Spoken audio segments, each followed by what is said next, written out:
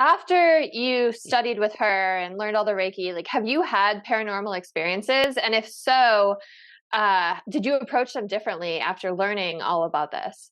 Extremely differently. Tell me about I that. would say there was like next to no fear anymore. The fear was gone because it was more fear of the unknown. But if you're not giving the fear out, those things that are going to be feeding on the fear aren't going to be there anymore.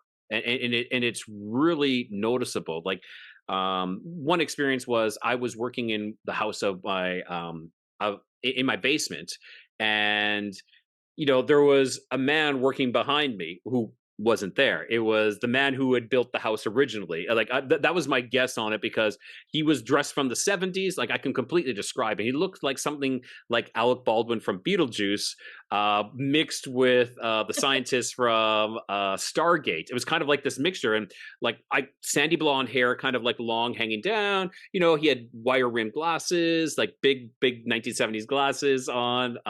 He had a plaid shirt on and it was tucked in. He had his jeans kind of pulled up a little bit higher. They were kind of more of a lighter denim color. And he was a carpenter. He was working behind me. And I looked back and I was like, oh, okay, well, I guess I got some extra hands helping me out while I'm finishing the basement here. So, and that's one thing they say is that when you renovate or take apart like a certain house, you kind of will stir up the energies and cause things to kind of happen more.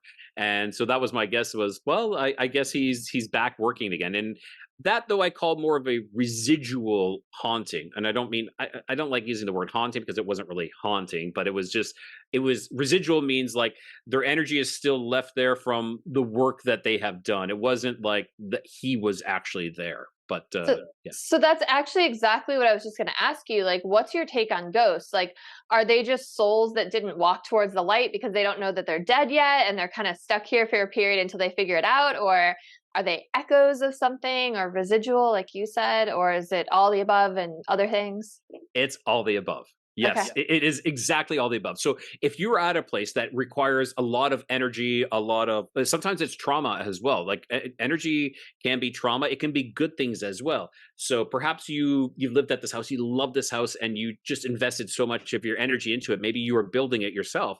You're going to partially leave your imprint on there, and that's what it is. It's like an imprint that just keeps repeating and repeating.